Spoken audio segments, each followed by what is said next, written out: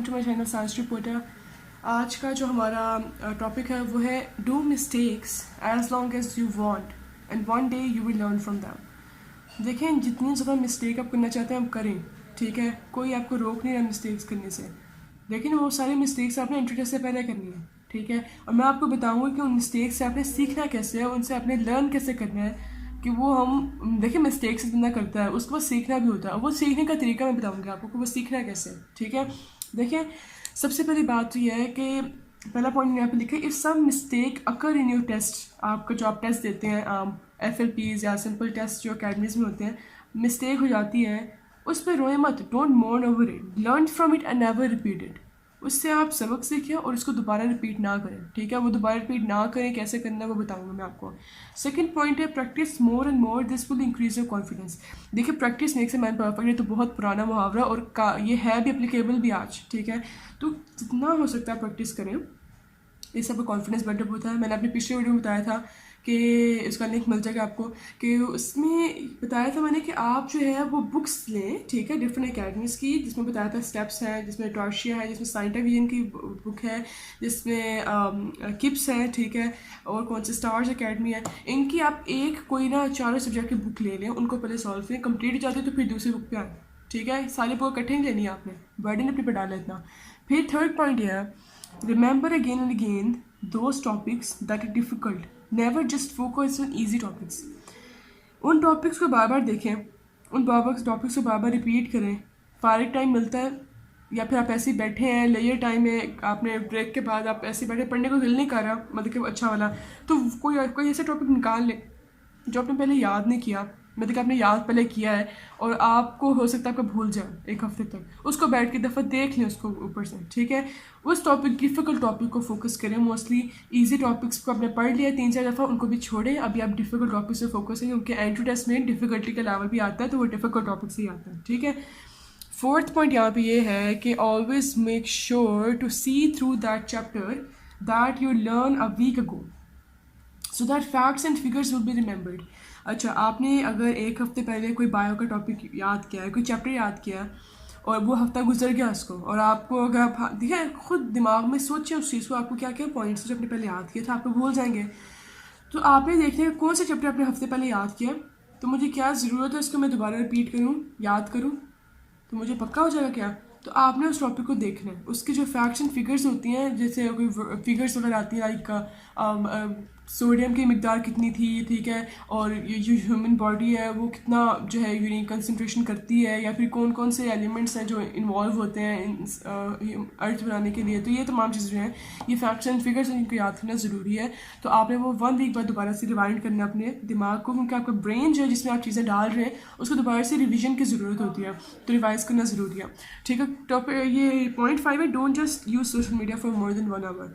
अगर आप entry test खास तौर पर कर रहे हैं, पढ़ रहे हैं, सोशल मीडिया पे क्वेश्चंस होते हैं, ठीक है, ये नहीं है। अगर आप सोशल मीडिया यूज़ भी करें तो उसमें अपना माइंड ऐसे बनाएं कि आपका वो जो फीड होती है ना, न्यूज़ फीड होती है, उसमें आपके एमटी कैट के ग्रुप्स के क्वेश्चंस आ रहे हो, ठीक है। तो आप उनको देखें आपसे क्या वो सॉल्व होते हैं। कुछ ज़्यादा डिफिकल्ट है तो टीचर से आके करवाएं, लेकिन कोशिश करें पहले खुद सॉल्व करें। घंटा लगता क्वेश्चन पे लगाएं, बट मोर देन 15 मिनट्स तो लगाएं, ठीक है, क्योंकि वो घंटा जो है उन बच्चों का होता है जो रिपीटर्स होते हैं, ठीक है, उनके पास टाइम होता है क्योंकि उन्होंने पहले याद किया होता है, तो वो दोबारा जब वो बुक पढ़ते हैं तो उनके लिए आसानी होती है पढ़ने में, ठीक है, याद करने में वो तेज़ी से याद करते हैं।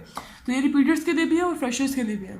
अच्छा, फिर जो है वो कहते हैं यहाँ पे उसी पॉइंट की कंटिन्यूएशन है कि instead give the time your family. अब जो आप जो टाइम जो है वो मोर देन अगर 1 आवर आप दे रहे हैं मोबाइल को, मोबाइल पे आप अपना क्वालिटी टाइम नहीं ले रहे हैं। क्वालिटी टाइम से मुराद है एजुकेशन के मुताबिक लें, क्योंकि एंट्री टेस्ट में टाइम नहीं होता सोशल मीडिया को यूज़ करने का, ठीक है। तो क्वालिटी टाइम से मुराद ये है कि फैमिली के साथ बैठ टाइम स्पेंड करें, वही जो है वो आपके टाइम दिमाग जो है वो फ्रेश हो जाता है, ठीक है। और दूसरी बात यह है कि बताती हूँ आपको, रुकेंगे, अपने 3 से 4 जो क्लिपबोर्ड बना लें, ठीक है, जिस पे आपको एक क्लिपबोर्ड पे लिखना है आपने सारी मिस्टेक्स को लिखना है, ठीक है, वीक पॉइंट्स वगैरह लिखने हैं उसी क्लिपबोर्ड के। और एक और इम्पोर्टेंट पॉइंट कि जब भी आप कोई काम करने बैठते हैं तो अपनी घड़ी को सामने रखें।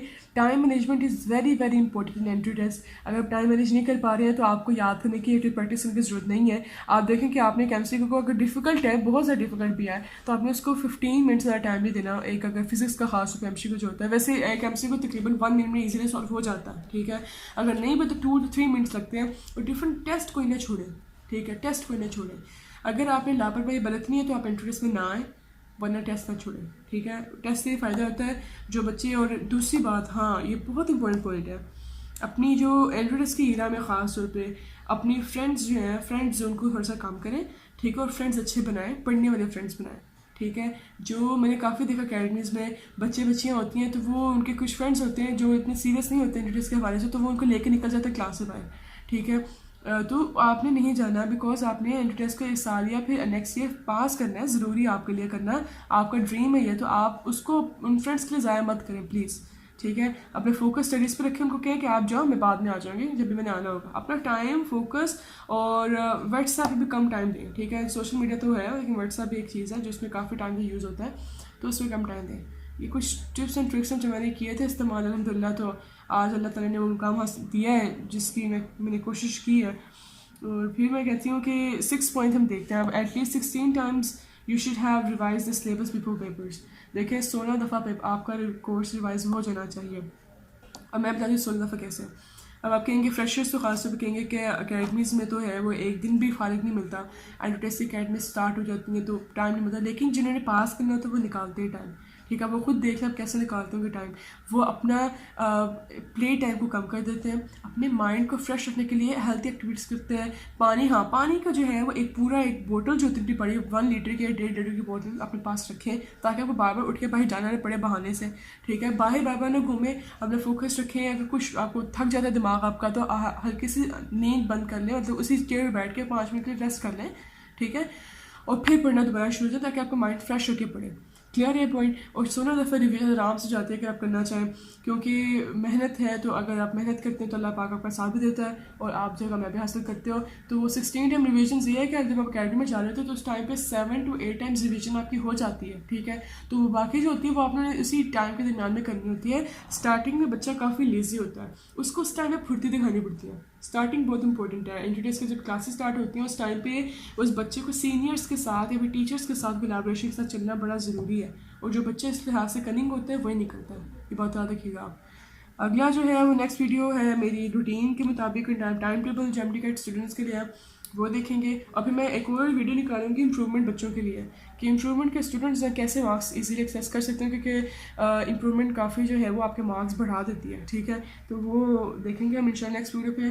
तब तक अपनी होस्ट साइंस रिपोर्टर को इजाज़त दीजिए, अपना ख्याल रखिएगा, दुआ में याद रखिएगा, लाइक शेयर एंड सब्सक्राइब कर दें कि वीडियो को अच्छी लगती है। जज़ाकल्लाह, अल्लाह हाफ़िज़।